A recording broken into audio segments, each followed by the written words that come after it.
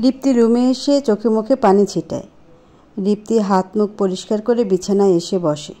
তার মাথায় বিভিন্ন ধরনের চিন্তাভাবনা ঘোরাফেরা করছিল।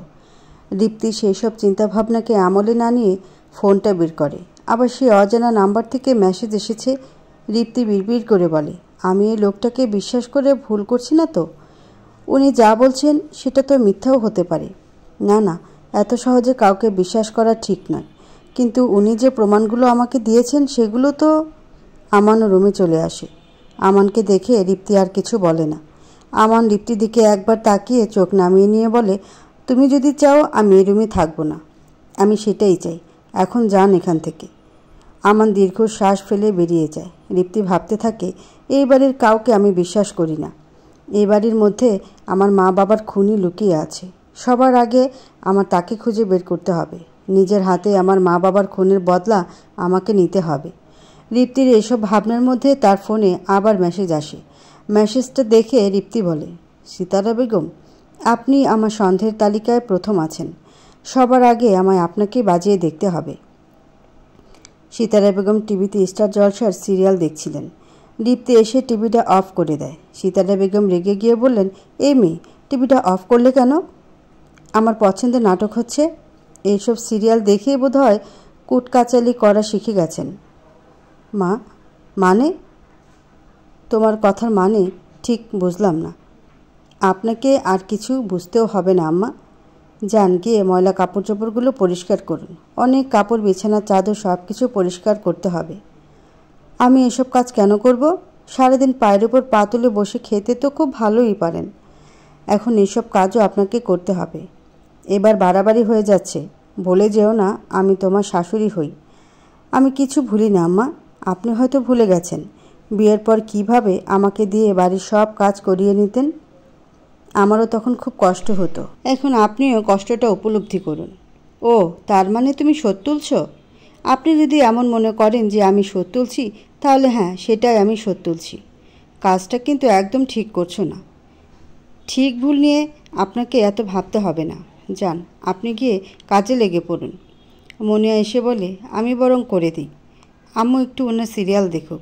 দীপ্তির চোখ রাঙিয়ে বলে, খবরদার বেশি পাকামি করবে না। তুমি গিয়ে রান্নাঘর সামলাও, রান্নাবান্না করো।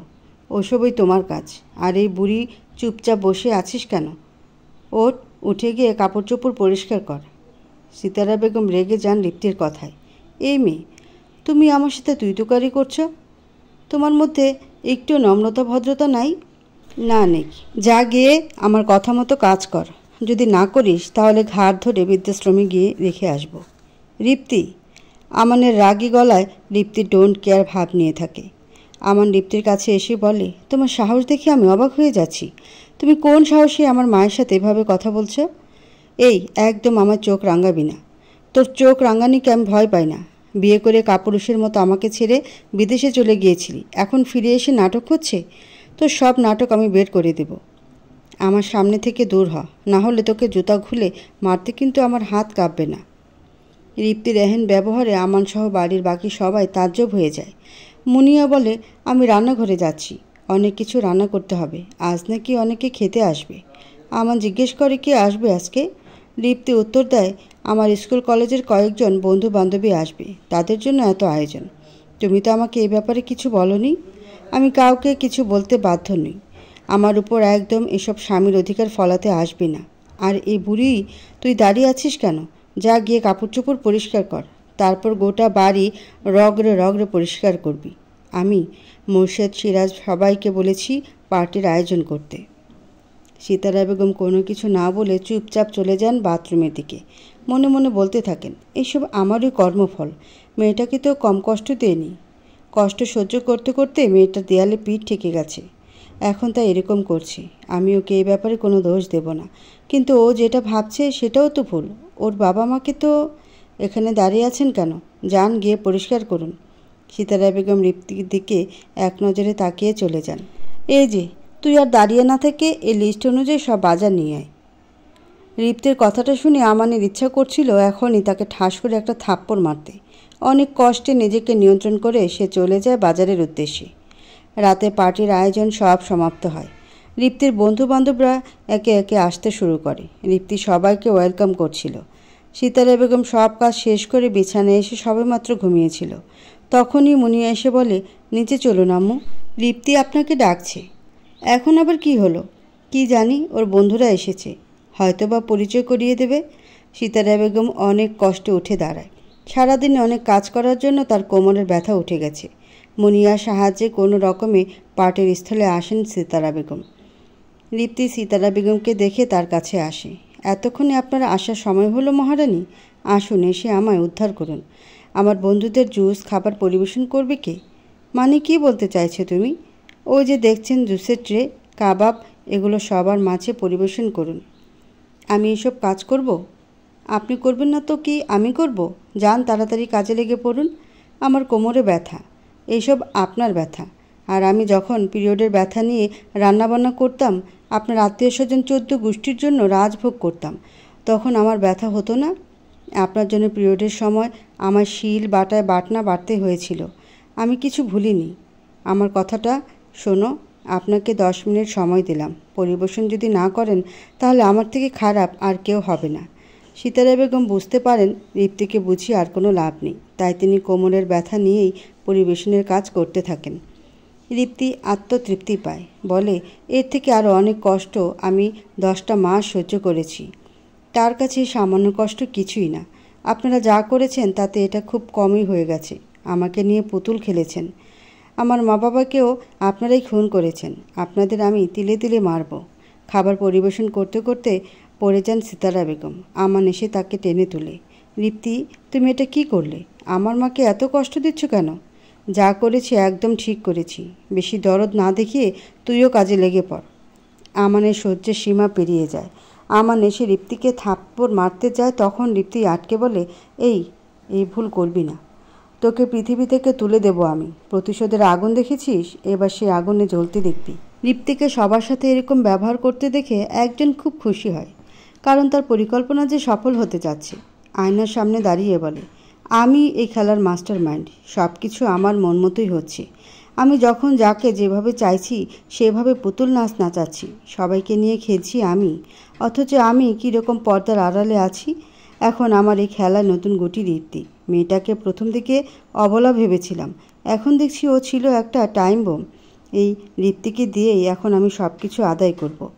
ওর বাবা মাকেও তো আমিই মেরেছিলাম। এখন ওকে ভুল বুঝিয়ে ওর থেকে ওর বাবার সব সম্পত্তি নিজের করে নিতে হবে। ব্যাস, তখন আর আমাকে দেখে কে? তার আগে এই মোর্শেদ, আমান, সিরাজ আর সবথেকে গুরুত্বপূর্ণ সিতারা বেগম, এদের একটা ব্যবস্থা করতে হবে। তাহলেই আমার রাস্তা একদম ক্লিয়ার। কথাটা বলেই অট্ট হাসিতে মেতে ওঠে। রিপ্তি রান্নাঘরে আসে। চারিদিক ভালো করে দেখে কেউ তাকে দেখছে কিনা। আশেপাশে কেউ নেই, এটা নিশ্চিত হয়ে কাউকে একটা ফোন করে রিপ্তি। ফোনটা রিসিভ করতেই রিপ্তি বলে, আমি আপনাকে বিশ্বাস করে আপনার কথা মতো সব করছি। এখন আপনি বলুন এরপর কি করব? বিপরীত দিক থেকে উত্তর আসে, তুমি এবার ওই সিতারার একটা ব্যবস্থা করো। ওই বুড়ি থাকলে তুমি কখনো নিজের বাবার খুনি পর্যন্ত পৌঁছাতে পারবে না। ওই বুড়ি সব কিছু যত্ন সহকারে লুকিয়ে রাখার চেষ্টা করছে। যদি কোনোভাবে বুড়িকে সরাতে পারো তাহলে তুমি আস্তে আস্তে সব জানতে পারবে। সেটা কিভাবে সম্ভব? তুমি মসজিদকে ব্যবহার করে বুড়িকে সরাতে পারো। ওই মসজিদের সাথে বুড়ির খুব ভাব। নিজের ছেলে না হলেও বুড়ি মসজিদকে অনেক ভালোবাসে। যদি কোনোভাবে ওদের মধ্যে দূরত্ব তৈরি করতে পারো তাহলেই তুমি সফল হবে। আমাকে কোনো উপায় বলে দিন। বিপরীত দিক থেকে ভেসে আসে ষড়যন্ত্রের মন্ত্র। রিপ্তি বাঁকা হেসে বলে, অনেক ধন্যবাদ আপনাকে। এবার আমি আপনার কথা মতো সব কাজ করব। ফোনটা কেটে দিয়ে বিপরীত পাশের মানুষটা বলে, বোকামি। তুমি আমাকে অন্ধের মতো বিশ্বাস করে যে নিজের কত বড় বিপদ ডেকে আনছো সেটা বুঝতে পারছো না। আমাকে বন্ধু ভেবে যাদের শত্রু মনে করে দূরে ঠেলে দিচ্ছ তারাই আসলে তোমার বন্ধু। আর আমি তো তোমার সব থেকে বড় শত্রু। হা হা করে হেসে উঠল লোকটি। রিপ্তি ফোনটা কেটে দিয়ে চলে আসে আমানের রুমে। আমান তখনও ঘুম থেকে ওঠেনি। এই সুযোগ কাজে লাগিয়ে সে আমানের লকারে চেক করে। লকারের চাবি খোঁজার জন্য আমানের কাছাকাছি চলে আসে রিপ্তি। কাল দেখেছিল আমার নিজের বালিশের নিচে লকারের চাবি রেখেছিল। যখন রিপ্তি আমানের কাছাকাছি এসে চাবিটা নিতে যায় তখনই আমান তাকে ধরে ফেলে। ভয়ে ঘামতে শুরু করে রিপ্তি। আমান রেগে না গিয়ে শান্ত গলায় বলে, কি চাও তুমি? কেন এসেছো আমার কাছে? রিপ্তি একটু সাহস পায়। সেই কৈফিয়ত দিতে আমি কারো কাছে বাধ্য নই। আমাকে আপনার লকারের চাবিটা দিন। যদি না দিই আপনাকে দিতেই হবে। আগে বলো কেন চাও? মোর্শেদ, লকারের প্রয়োজন নেই। আমি তোমাকে মোর্শেদের ব্যাপারে সব কিছু বলবো। তুমি আমার সাথে যেমন ব্যবহারই করো, আমি তোমাকে নিজের স্ত্রী মানি। তাই আমি তোমার থেকে কিছু লুকাতে চাই না। আমি কিভাবে আপনাকে বিশ্বাস করব? এই মুহূর্তে আমাকে বিশ্বাস করা ছাড়া ভালো কোনো অপশন কি তোমার কাছে আছে? রিপ্তি মাথা ঝাঁকিয়ে না বলে, আসলেই তার কাছে কোনো অপশন নেই। আমার মৃদু হেসে বলে, মোর্শেদ আমাদের জীবনের অত্যন্ত গোপন একটা অধ্যায়। যে কথা আমি আগে কখনো কাউকে বলিনি, আজ প্রথম তোমাকে বলছি। রিপ্তি চাতক পাখির মতো অপেক্ষা করতে থাকে আমানের থেকে সব কিছু শোনার জন্য। আমান একটু থেমে বলে, এই বাড়িতে দেয়ালেরও কান আছে, তাই এখানে কোনো কিছু বলা ঠিক হবে না। তুমি আমার সাথে চলো, বাইরে কোথাও গিয়ে তোমাকে আমি সব বলবো। আচ্ছা চলুন। আমানের সাথে একটি রেস্টুরেন্টে এসে বসে আছে রিপ্তি। রিপ্তি অধৈর্য হয়ে বলে, এই নিন, বাড়ির বাইরে এসে গেছি। এখন কি বলতে চান বলুন? রিল্যাক্স, এই নাও, আগে পানি খাও। আমি সব বলছি তোমায় মোর্শেদের ব্যাপারে। রিপ্তি পানি খেয়ে নেয়। আমান বলতে শুরু করে, জানো রিপ্তি, আমাদের না অনেক সুখী একটা পরিবার ছিল। আমি, আব্বু, আম্মু, সিরাজ ভাইয়া, আমাদের এই চারজনের খুব সুখের ঘর ছিল। আমার আব্বু একজন ব্যবসায়ী ছিলেন। তার ছিল অঢেল সম্পত্তি। ছোটবেলা থেকে কোনো কিছুর অভাব ছিল না। আমরা দুই ভাই ভাবতাম আমরা হয়তো এই পৃথিবীর মধ্যে সব থেকে সুখী। ছোট ছিলাম তো, তাই বুঝিনি। আমাদের চোখে রঙিন চশমা লাগিয়ে রাখা হয়েছিল। যত বড় হতে থাকি আমরা বুঝতে পারি যে বাস্তবে আমরা যতটা সুখী ভাবি ততটা সুখী নই। বিশেষত আমাদের আম্মু।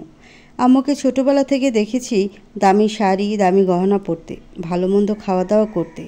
তাই ভেবেছি সে খুব সুখী। যখন সব কিছু বুঝতে শিখলাম তখন দেখলাম আম্মু আসলে কতটা দুঃখী। সারাদিন বাড়ির সব কাজ করার পর আম্মুকে আব্বুর খোঁটা শুনতে হয়। মাঝে মাঝে আব্বুর হাতে মার খেতে হয় আম্মুকে। সেটা কোনো সাধারণ মার নয়। আব্বু যখন মারে আম্মুর অবস্থা তখন মৃত্যুপায় হয়ে যায়। শুধুমাত্র আমাদের মুখের দিকে তাকিয়ে আম্মু সব কিছু সহ্য করে। সিরাজ ভাইয়া বরাবরই আব্বুর খুব ভক্ত, তাই তার এসব নিয়ে মাথা ব্যথা ছিল না সেরকম। বাট আমি আম্মুর এসব কষ্ট দেখে নিজেও খুব কাঁদতাম। এভাবে সব কিছু চলতে থাকে। আমি যখন ম্যাট্রিক পরীক্ষা দিয়ে কলেজে ভর্তির প্রিপারেশন নেই তখনই জানতে পারি এক কঠিন বাস্তব, যা মুহূর্তে আমাকে ভেঙেচুরে শেষ করে দেয়। আমার আব্বুর একমাত্র স্ত্রী আমার আম্মু নয়, তার আরও একজন স্ত্রী আছে। সে স্ত্রী গ্রামে থাকে।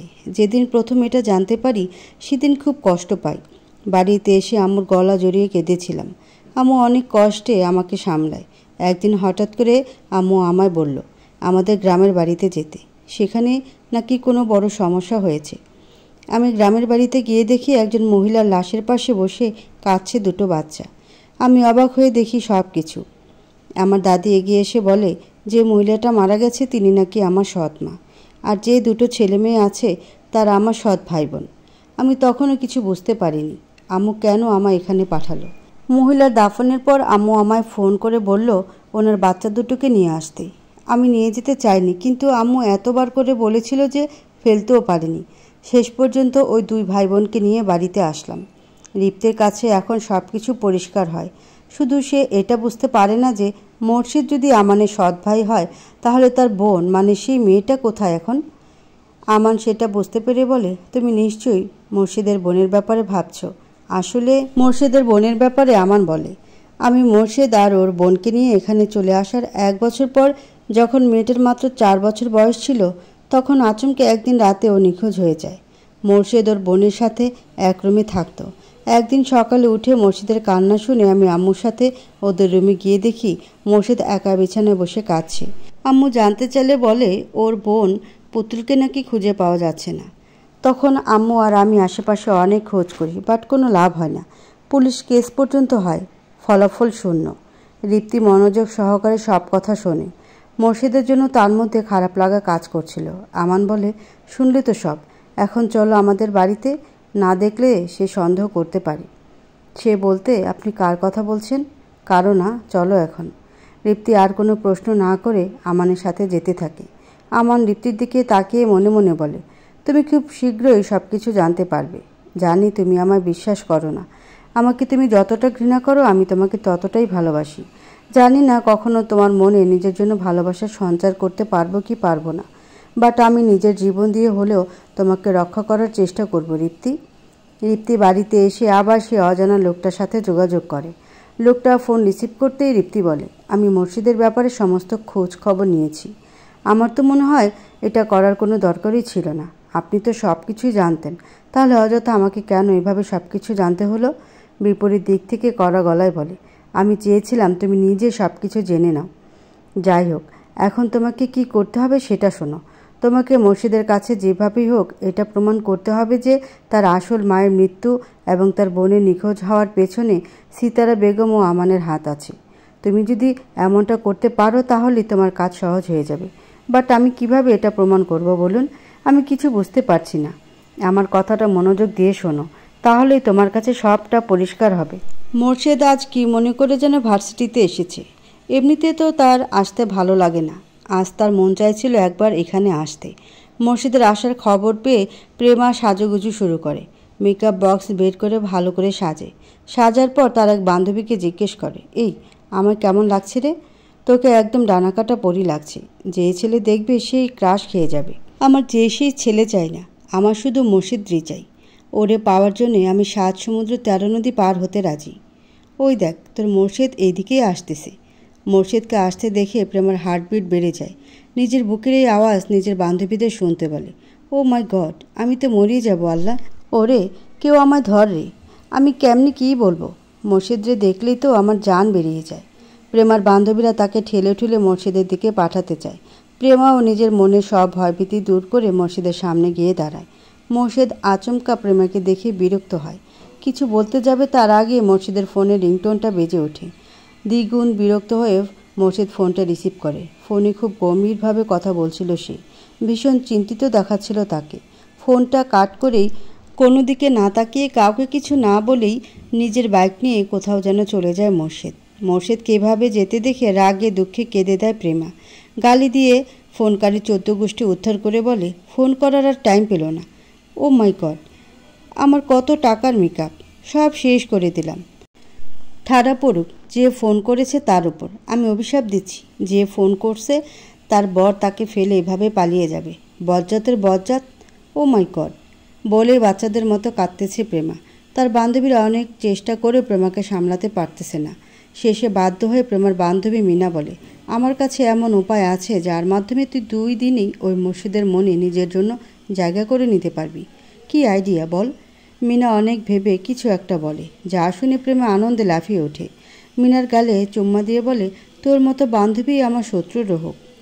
মোর্শেদ হন্তদন্ত হয়ে বাড়িতে ফিরে এসে দেখে বাড়িতে পুলিশ এসেছে। শুধু তাই নয়, আমান, সিতারা বেগম সবার হাতে হাত করা। মোর্শেদকে আসতে দেখে রিপ্তি বলে, এসে গেছো তাহলে? তোমারই অপেক্ষে ছিলাম। তোমার অপরাধীরা শাস্তি পাবে আর তুমি থাকবা না, সেটা কি হয়? মোর্শেদ হতবাক হয়ে বলে, কি বলছো তুমি? আমু আর আমান ভাইকে পুলিশ গ্রেফতার কেন করেছে? আর আমার অপরাধীরাই বা কে? আমি কিছু বুঝতে পারতেছি না, আমায় একটু স্পষ্ট করে বলো। রিপ্তি সিতারা বেগমের দিকে তাকায়। তিনি তীক্ষ্ণ চোখে তাকিয়ে আছেন। রিপ্তি নজর ঘুরিয়ে বলে, তোমার মা ও বোনের খুনি এরা, তাই এদের পুলিশ গ্রেফতার করেছে। মোর্শেদের মাথায় যেন বাজ পড়ে। এক্ষুনি নিজের কানে যেটা শুনল সেটা কি সত্যি? মোর্শেদের নিজের কানকেই বিশ্বাস হচ্ছে না। এটা হতে পারে না। আম্মু আর আমান ভাইয়া আমার মা বোনের খুনি হতে পারে না। তুমি সব মিথ্যা বলছো। মিথ্যা কি সত্য সেটা তোমার আম্মুকে জিজ্ঞেস করো। মোর্শেদ সিতারা বেগমের কাছে যাচ্ছিল। সিতারা বেগম ইশারা করে তাকে থামিয়ে দিয়ে বলে, রিপ্তি যা বলছে তা একদম ঠিক। আমি তোর মা বোনের খুনি। আমার কাছে আসিস না। মোর্শেদ আর নিজেকে কোনোভাবে সামলাতে পারে না। রাগে ক্ষোভে চিৎকার করে কেঁদে ওঠে। মোর্শেদের এই অবস্থা দেখে রিপ্তির খুব খারাপ লাগে। সেই বা কী করতে পারে? সিতারা বেগম পুলিশের উদ্দেশ্যে বলে, আমাদের নিয়ে চলুন অফিসার। এই তোমরা ওনাদের নিয়ে এসো। মোর্শেদ শুধু নির্লিপ্তভাবে সিতারা বেগম ও আমানের দিকে তাকায়। যাওয়ার সময় সিতারা বেগম রিপ্তির দিকে তাকিয়ে বাঁকা হাসে। রিপ্তিও সিতারা বেগমের দিকে তাকিয়ে হাসে, ইশারা যেন তারা কিছু কথা বলে নেয়। আশরাফুল রহমান আজ খুব খুশি। শেষ অবধি তার পথের কাঁটা সব দূর হলো। সিতারা বেগমের স্বামী আমান সিরাজ ও মুর্শিদের বাবা আশরাফুল ইসলাম, যিনি এই খেলার মূল নায়ক তথা খলনায়ক। আশরাফুল নিজের প্রশংসা নিজেই করে বলে, কি ভালো অভিনেতা আমি। সবাই ভেবেছিল ওই মুর্শিদের আঘাতে আমি বোধ হয় সত্যিই কোমায় চলে গেছি। হা হা করে হেসে বলল, আমি তো এই দিনের অপেক্ষাতেই ছিলাম। আজ আমি সবার উপর প্রতিশোধ নিতে সক্ষম হয়েছি। হ্যাঁ, আমি সেই ব্যক্তি যে রিপ্তিকে ভুল বুঝিয়ে নিজের স্বার্থ হাসিল করে নিয়েছি। আমি এখনও সেই দিন ভুলিনি, যেই দিন ওই মোর্শেদ নিজের মা আর বোনের মৃত্যুর জন্য আমাকে দায়ী করে আমায় রড দিয়ে একের পর এক আঘাত করে। সেদিন আমার স্ত্রী সিতারা, আমার ছেলে আমান, সবাই চুপ করে সব দেখছিল, যেন তারা নীরব দর্শক। একমাত্র সিরাজই আমাকে বাঁচাতে এসেছিল, যদিও বাঁচাতে পারিনি। আজ আমি সেসবের প্রতিশোধ নিলাম সিতারা ও আমানের উপর। এবারে মুর্শিদের পালা। রিপ্তির কথা আর কি বলবো, ওই মেয়েটা তো সব থেকে বোকা। সেদিন রাতে যখন আমি ওর বাড়িতে গিয়ে বানিয়ে বানিয়ে এক ডালা মিথ্যা কথা ওকে বললাম, ও আমার সেই সব কথা বিশ্বাস করে নিল। বোকা মেয়েটা তো জানেই না যে ওর বাবার আসল খুনিই আমি। অন্ধকার ঘরে বসে আছে রিপ্তি। আজ যেন ভেতর থেকে সে পরিতৃপ্ত। রিপ্তির এখনও মনে পড়ে সেই দিনের কথা। দিনটা ছিল 18 জানুয়ারি 2022 সাল। নিজের বাবা মায়ের লাশ দেখতে হয়েছিল রিপ্তিকে। তার চিরচেনা পৃথিবী পুরোপুরি বদলে গিয়েছিল। আজও অতীতের কথা ভেবে অশ্রু বিসর্জন দিচ্ছে রিপ্তি। তবে তার মনে চলছে শান্তির হাওয়া। চোখ বন্ধ করে বারবার একটি কথাই বলে যাচ্ছে রিপ্তি, আজ আমি সফল। তোমাদের খুনিকে আমি শাস্তি দিতে পেরেছি। এখন নিশ্চয়ই তোমাদের আত্মা শান্তি পাবে। সুখে থেকো তোমরা। আমার কাছ থেকে তোমাদের যে দূরে করেছিল সে শাস্তি পাবে। আমার উপর ভরসা রেখো। তোমাদের মেয়ে তোমাদেরকে কোনোভাবে নিরাশ করবে না। আচমকা কেউ ঘরের দরজা খুলে বিনা অনুমতিতে ভেতরে ঢুকে আসে। বিরক্ত হয় রিপ্তি, কিন্তু নিজের বিরক্তিভাব প্রকাশ করে না। আশরাফুল রহমান ধীর পায়ে রিপ্তির সামনে আসে। তাকে দেখে বিন্দুমাত্র অবাক হয় না রিপ্তি। আশরাফুল ইসলাম একগাল হেসে বলে, তুমি তাহলে এটা করে দেখালে। আমি খুব খুশি হয়েছি। তোমার বাবা মা বেঁচে থাকলে তারাও আজ খুব খুশি হতো। জানো, তোমার বাবা আর আমি অনেক ভালো বন্ধু ছিলাম। একসাথে বিজনেসও শুরু করি আমরা। সব কিছু ঠিকঠাকই চলছিল। তারপর হঠাৎ আশরাফুলের কথা সম্পূর্ণ না হতেই তাকে থামিয়ে দেয় রিপ্তি। আমি জানি তো সব। আপনি তো সেদিন রাতেই আমাকে সব কিছু বলেছিলেন। আপনার ছেলে আমান অত্যন্ত লোভী ছিল। সে চেয়েছিল আমার বাবার সব সম্পত্তি আত্মসাৎ করতে। এই প্ল্যান করে আমার বাবাকে অ্যাক্সিডেন্ট করিয়ে মেরে ফেলে। আর এই কাজে আপনার স্ত্রী সিতারা বেগম ছিল তার সহযোগী। হ্যাঁ, এখন তারা তাদের কাজে শাস্তি পাবে। তোমার মা বাবার আত্মাও শান্তি পাবে। রিপ্তি বাঁকা হেসে বলে, না, এখনও তারা শান্তি পায়নি। কারণ আসল অপরাধী যে এখনও ধরাছোঁয়ার বাইরে। রিপ্তির কথাটা শুনে আশরাফুল রহমানের ভ্রু আপনা আপনি কুঁচকে যায়। খটখটে গলায় তিনি প্রশ্ন করেন, কি বলতে চাইছো তুমি? আসল অপরাধী ধরাছোঁয়ার বাইরে মানে? রিপ্তি চুপ থাকে।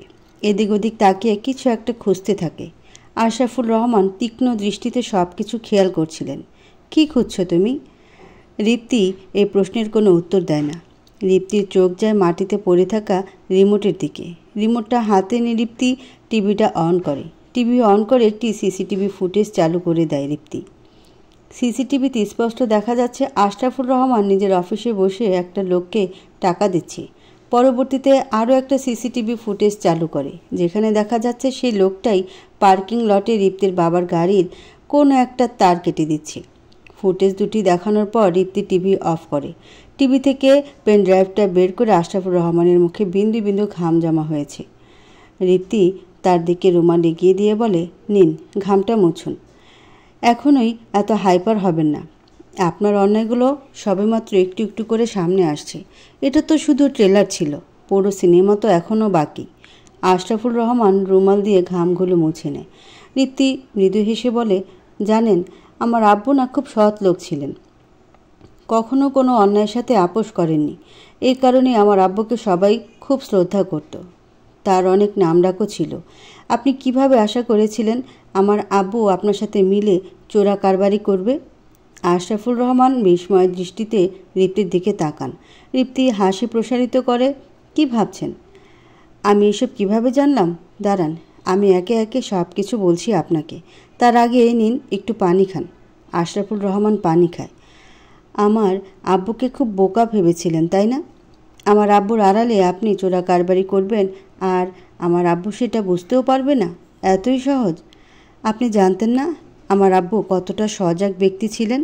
আপনি যখন প্রথম আমার আব্বুকে একসাথে ব্যবসা করার প্রস্তাব দেন, তখনই আমার আব্বু সন্দেহ করেছিল যে এখানে নিশ্চয়ই কোনো ঘাপলা আছে। আর হলোও তাই। একসাথে ব্যবসা করার সময় আব্বু জেনে গিয়েছিল আপনার চোরা কারবারির কথা। বাড়িতে এসে আম্মুকেও সব কিছু বলেছিল। আমি সেই সময় পড়া টেবিলে বসে পড়ছিলাম। আব্বু রান্নাঘরে আম্মুকে সব কিছু বলছিল। রান্নাঘর পাশে হয় আমি আম্মু আব্বুর কথা সব শুনে ফেলি। আর এর পরের দিনই আম্মুর মৃত্যু। আমি সেদিনই আপনার উপর সন্দেহ করেছিলাম, বাট আমার হাতে কোনো প্রমাণ ছিল না। তার উপর ওনাদের মৃত্যুতে আমি সম্পূর্ণ ভেঙে পড়েছিলাম, প্রায় পাগল হয়ে গিয়েছিলাম আমি। আশরাফুল রহমান বুঝে যান রীতি সব জেনে গেছে, তাই তিনিও আর কোনো কিছু গোপন করেন না। হ্যাঁ, একদম ঠিক ধরেছ তুমি। আমি তোমার মা বাবাকে মেরে ফেলেছি। সব কিছু আমারই প্ল্যান ছিল। তোমার আব্বু খুব ভালো মানুষ ছিল, আর এই ভালো মানুষই তার জন্যে কাল হয়ে দাঁড়ালো। আমার ব্যাপারে সব কিছু জানার পর থেকে আমায় হুমকি দিতে লাগলো। আমাকে আশরাফুল রহমানকে পুলিশের ভয় দেখালো। আমি তো সেটা সহ্য করার লোক না, তাই নিজের লোক লাগিয়ে দায়িত্ব নিয়ে তোমার মা বাবার হাতে মৃত্যুর টিকিট ধরিয়ে দিলাম। রিপ্টির খুব ঘৃণা হতে থাকে লোকটার উপর। কত গৌরবের সাথে নিজের সব অপরাধ স্বীকার করছেন। দেখে মনে হচ্ছে বিন্দু মাত্র অনুতাপ্ত নেই, বরং কোনো মহান কাজ করেছেন। আপনাকে দেখে আমি অবাক হয়ে যাচ্ছি। এত অপরাধ করার পরেও আপনি এভাবে বলছেন? বোকামি। তুমি কি জানো আমার ব্যাপারে? এসব আমার কাছে ছেলে খেলা। আমি যে আরও কত কী করেছি তার হিসেব নেই। আশরাফুল রহমানের কথা শুনে শুকনো ঢোক গিলে রিপ্তি প্রশ্ন করে, আর কি কি অন্যায় করেছেন আপনি? জানতে চাও? বেশ, শোনো তাহলে। আমার এই অন্যায় শুরু হয় আমার বাল্যকালে। তোমার বাবা আর আমি ছোটোবেলায় একই গ্রামে থাকতাম, একই স্কুলে পড়তাম। আমাদের মাঝে খুব ভালো বন্ধুত্ব ছিল। তোমার দাদা ছিল গ্রামের মেম্বার, আমার আব্বা ছিলেন একজন সাধারণ কৃষক। তবুও আমাদের মাঝে কোনো ভেদাভেদ ছিল না। তোমার আব্বু আমাকে নিজের ভাইয়ের মতোই দেখত। সব ঠিক চলছিল, কিন্তু যত বড় হতে থাকি আমার মধ্যে লোভ ঈর্ষা সব বাড়তে থাকে। তোমার আব্বুকে দেখে খুব হিংসা হতো আমার। কত সুখী ছিল সে। বড় বাড়ি, ভালো খাবার, পোশাক আশাক, কোনো কিছুর কমতি ছিল না। এদিকে আমি ছিলাম এক গরিব কৃষকের ছেলে। আমাদের ছিল মাটির বাড়ি, ছেঁড়া জামা পরে থাকতে হতো। পান্তা ভাত খেয়ে আমার দিন যেত। তখন থেকেই আমার মনে এক অদম্য ইচ্ছা জন্ম নেয়, আমাকে বড়লোক হতে হবে। যে কোনো কিছুর বিনিময় হোক, আমাকে বড়লোক হতেই হবে। রিপ্তি প্রশ্ন করে, এই বড়লোক হওয়ার জন্য কতটা নিচে নেমেছিলেন আপনি? আশরাফুল রহমান বাঁকা হাসেন, আবার বলতে শুরু করেন, ছোটবেলা থেকে অনেক মেধাবী ছিলাম আমি, তোমার আব্বুর থেকেও বেশি। তোমার দাদার টাকা ছিল, তাই ম্যাট্রিক পাশের পর তাকে পড়াশোনার জন্য শহরে পাঠানো হয়। আমার আব্বারও অত টাকা ছিল না, তাই তার সাধ্য ছিল না আমাকে শহরের কলেজে পাঠানো। বাধ্য হয়ে ম্যাট্রিক পাশের পর কৃষিকাজে নেমে যেতে হয় আমায়। কিছুদিনের মধ্যে আব্বা আমার সাথে গ্রামেরই একটা সাধারণ মেয়ে মতিয়ার বিয়ে দেয়। মতিয়াকে শুরু থেকে আমার অপছন্দ ছিল। পরিবার থেকে জোর করে ওকে আমার ঘাড়ে চাপিয়ে দেয়। আমিও বাধ্য হয়ে ওর সাথে সংসার করতে থাকি, কিন্তু এভাবে বেশি দিন থাকতে পারিনি। গ্রাম থেকে কাজের সন্ধানে শহরে চলে আসি। শহরে এসে একটা বড়লোক বাড়িতে দারোয়ানের কাজ নিই। ছোটবেলা থেকে দেখতে শুনতে খুব সুন্দর ছিলাম। চাষার ঘরে জন্ম নিলেও ফর্সা বলিষ্ঠ শরীর ছিল আমার, যার কারণে অল্প সময়ে বাড়ির একজন মেয়ের নজরে আসি আমি। যখন বুঝতে পারলাম বাড়ির মেয়ে আমাকে পছন্দ করে, তখন যেন হাতে চাঁদ পেয়ে গিয়েছিলাম। বড়লোক হওয়ার চাবি যেন হাতে পেয়ে যাই। শুরু করে দিই প্রেমের নাটক। এভাবে মেয়েটার মন জয় করে নিয়ে তাকে পালিয়ে নিয়ে গিয়ে বিয়ে করে নিই। রিপ্তি, বুঝতে পারছো তো সেই মেয়েটাকে? সিতারা বেগম। একদম ঠিক ধরেছ তুমি, সিতারা। ও আমার কাছে সাফল্যে পৌঁছানোর চাবি ছিল মাত্র। বিয়ের পর সিতারাকে নিয়ে ওর বাড়িতে হাজির হই। সিতারার বুড়ো বাপটার খুব তেজ ছিল, কিছুতেই নাকি আমাকে মেনে নেবে না। তবুও কি আর করবে, নিজের একমাত্র মেয়ের জেদের কাছে হেরে গিয়ে আমাকে মেনে নিতে বাধ্য হলো। সিতারার বাবার অনেক বড় ব্যবসা ছিল, সব কিছুর একমাত্র মালিক ছিলেন তিনি। আমি ব্যবসায় যোগ দিয়েই বিভিন্নভাবে টাকা সরাতে থাকি। প্রথমে কেউ না বুঝলেও একসময় সিতারার বাবা সব বুঝে যায়। ব্যাস, আমাকে সব দায়িত্ব থেকে সরিয়ে দেয়। আমার মাথায় রাগ চেপে যায়। সেদিনই আমি সিদ্ধান্ত নিই যে করেই হোক এই পুরো ব্যবসাটা দখল করে নেবই। সুযোগ পেয়েও যাই। একদিন যখন ওই বুড়োটা রাতে ঘুমিয়েছিল, আমি চুপি চুপি ওর ঘরে ঢুকে বালিশ চাপা দিয়ে ওকে মেরে ফেলি। পরে ব্যাপারটা এমনভাবে সাজাই যে সবার মনে হয় এটা স্বাভাবিক মৃত্যু। বাপের মৃত্যুর পর সীতারা খুব ভেঙে পড়ছিল, অথচ বাপের একমাত্র সন্তান হওয়া সব সম্পত্তি এখন তার।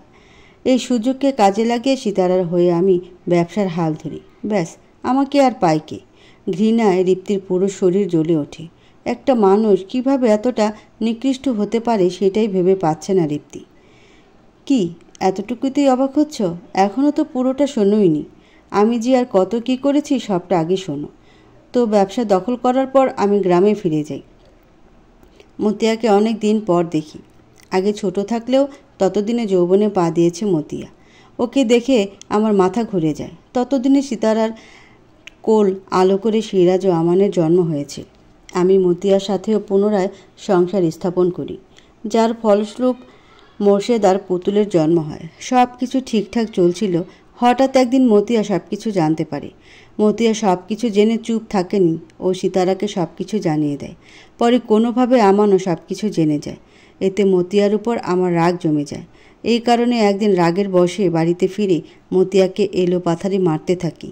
এত মার সহ্য করতে না পেরে বেচারি বলেই হাসতে থাকে আশরাফুল রহমান। রিপ্তি আর দাঁড়িয়ে থাকতে পারছিল না। ইচ্ছা করছিল মেরে আশরাফুলের নাক মুখ ফাটিয়ে দিতে। রিপ্তির আচানক মনে পড়ে মোর্শেদের বোন পুতুলের কথা। চকিত হয়ে আশরাফুলকে প্রশ্ন করে, আচ্ছা, পুতুলের কি খবর? তার সাথে কি করেছিলেন আপনি? ওই মেয়ের কথা বলছো? ও তো আরেকটা আপদ। ওর মাকে যখন মেরেছিলাম ও নিজের চোখে সব দেখেছিল। 4 বছরের মেয়ে মাকে মার খেতে দেখে ট্রমা থেকে বোবা হয়ে গিয়েছিল। আমি ভয়ে ছিলাম ও মুখ খুললে তো আমার বিপদ হয়ে যাবে। সীতারার আদর যত্নে ধীরে ধীরে স্বাভাবিক হয়ে উঠেছিল পুতুল। আমার মনে ভয় বাসা বাঁধে যে এই মেয়েটা যদি আবার কথা বলার শক্তি ফিরে পায় তাহলে আমার কি হবে। এই কারণে একদিন রাতে সুযোগ বুঝে ওকে রুম থেকে বের করে আনি। তারপর বিক্রি করে দিই 10 লাখ টাকায়। মেয়েটাকে বিক্রি করেছিলাম। আপনি কি মানুষ? নিজের মেয়েকে এভাবে বিক্রি করে দিলেন? ছি! নিজের স্বার্থের জন্য আমি সব করতে পারি। তুমি হয়তো জানো না, তোমার বাবার মৃত্যুর পেছনে যে আমি দায়ী এটা তোমার চাচাও জেনে গিয়েছিল। সেই সময় সে আমাকে হুমকি ধমকি দিতে আসলে আমি তোমার চাচাকে টাকার লোভ দেখাই, বলি এখন তার পথ পরিষ্কার। তোমাকে দূর করতে পারলে তোমার আব্বুর সব সম্পত্তি হাতে পাবে, সাথে আমিও কিছু টাকা দেব। লোভ খুব খারাপ জিনিস, মনুষ্যত্ব নষ্ট করে দেয়। তোমার চাচার সাথেও সেটাই হলো। লোভের বশবর্তী হয়ে নিজের ভাইয়ের খুনির সাথে হাত মেলালো। এদিকে আমি জানতে পারলাম আমান তোমাকে পছন্দ করে। তোমার চাচার মুখ বন্ধ করতে তোমার বিয়ে দেওয়াটা জরুরি ছিল। তাছাড়া অন্য কোন ঘরে বিয়ে হলে তারা সম্পত্তিতে ভাগ বসাতে চাইতে পারত, যার কারণে তোমার চাচা বেঁকে বসত। এই কারণেই আমি আমানের সাথে তোমার বিয়ের ব্যবস্থা করি। কিন্তু তোমাদের বিয়ের দিন মোর্শেদ কোথা থেকে যেন জানতে পারে তার মা বোনের অবস্থার জন্য আমি দায়ী। সেদিন আমাকে অনেক মারল সে। আমি তো প্রায় মরতে মরতে বেঁচেছিলাম। আমি বুঝতে পারি এমতাবস্থায় সুস্থ হয়ে ফিরে আসলে ওরা আমায় পুলিশে দিতে পারে, তাই এতদিন যাবৎ কোমায় থাকার নাটক করলাম। সিরাজ বাদে বাকি সবাই জানতো আমি কোমায় চলে গেছি। সিরাজকে আমি স্বেচ্ছায় সব কিছু জানিয়েছিলাম, কারণ ও আমার বাধ্য ছেলে। আমার কথা মতোই সিরাজ তোমার স্বামী হওয়ার নাটক করে, কারণ আমান বিদেশে চলে যাওয়ার কথা জেনে তুমি যদি আবার তোমার বাড়িতে ফিরে যেতে তাহলে তোমার চাচা মুখ খুলতো। সেটা আমার জন্য ভালো হতো না। আপনার সব অন্যায় এবার সামনে এসেছে। এতক্ষণ ধরে আপনার বলা সব কথা আমি রেকর্ড করেছি। এবার আইন আপনাকে শাস্তি দেবে। রিপ্তি ঘর থেকে বের হতে যাবে তখনই আশরাফুল তাকে আটকে ধরে। পকেট থেকে বন্দুক বের করে রিপ্তির কপালে তাক করে। রিপ্তি ভয় পায় না। কিছুক্ষণের মধ্যেই আমান এসে এক ধাক্কায় আশরাফুলকে সরিয়ে দেয় এবং সাথে সাথেই পুলিশ এসে তার হাতে হাতকড়া পরিয়ে দেয়। আশরাফুল বিস্ময় কাটিয়ে উঠতে পারেনি, এখন হতবাক হয়ে আছে। দীপ্তি মৃদু হেসে বলে, নিজেকে খুব চালাক মনে করেছিলেন তাই না? আপনি কি ভেবেছিলেন আমি এতটাই বোকা? আপনি যা বলবেন আমি তাই বিশ্বাস করে নেব? সেদিন আমার বাড়িতে গিয়ে যখন আপনি বানিয়ে বানিয়ে মিথ্যে গল্প বলছিলেন যে আমান ও সীতারা বেগম আমার মা বাবার খুনি, তখনই আমি সব ধরে ফেলেছিলাম। আমি তো সেদিন আব্বু আম্মুর কথা শুনেছিলাম যে আপনি চোরা কারবারি করেন এবং আব্বু আপনাকে সতর্ক করায় আপনি আব্বুকে মেরে ফেলার হুমকি দিয়েছিলেন, তাই আমার আর বুঝতে বাকি থাকে না কিছু। তারপর আমি এই বাড়িতে এসে সিতারা বেগমের সাথে মিলে আপনাকে ধরার প্ল্যান করি। প্ল্যান অনুযায়ী আমি সিতারা বেগম, আমান সবার সাথে খারাপ ব্যবহার করি, যাতে আপনি কিছু বুঝতে না পারেন। এসব ঘটনায় আপনি ভেবেছিলেন আমি আপনার হয়ে কাজ করছি, কিন্তু আপনি ভুল ছিলেন। আমান সিতারা বেগমকে পুলিশে গ্রেফতার করাও আমাদের সাজানো নাটক ছিল। এসব কিছুতে আপনি ভেবেছিলেন আপনি জিতে গেছেন, অথচ দেখুন আমরা কিভাবে আপনাকে হারিয়ে দিলাম। আশরাফুল রহমান রাগে ক্রোধে তাকাচ্ছিল। সিতারা বেগম এসে থাপ্পড় মারতে থাকে। তুই আমার সাথে অনেক অন্যায় করেছিস, আমার আব্বুর খুনি তুই। আমারও ভুল ছিল, তোকে বিশ্বাস করে বিয়ে করেছিলাম, যার কারণে জীবনে এত কষ্ট সহ্য করতে হলো। মোর্শেদও চলে এসেছে ইতিমধ্যে। সে বলে, আমার মা বোনের খুনি তুই, তোকে চরম শাস্তি পেতে হবে। পুলিশ আশরাফুলকে গ্রেফতার করে নিয়ে যায়। শেষ হলো তার পাপের অধ্যায়। পুতুল কি বেঁচে আছে নাকি মারা গেছে? মোর্শেদের প্রশ্নটা শুনে রিপ্তি কী বলবে ভেবে পাচ্ছিল না।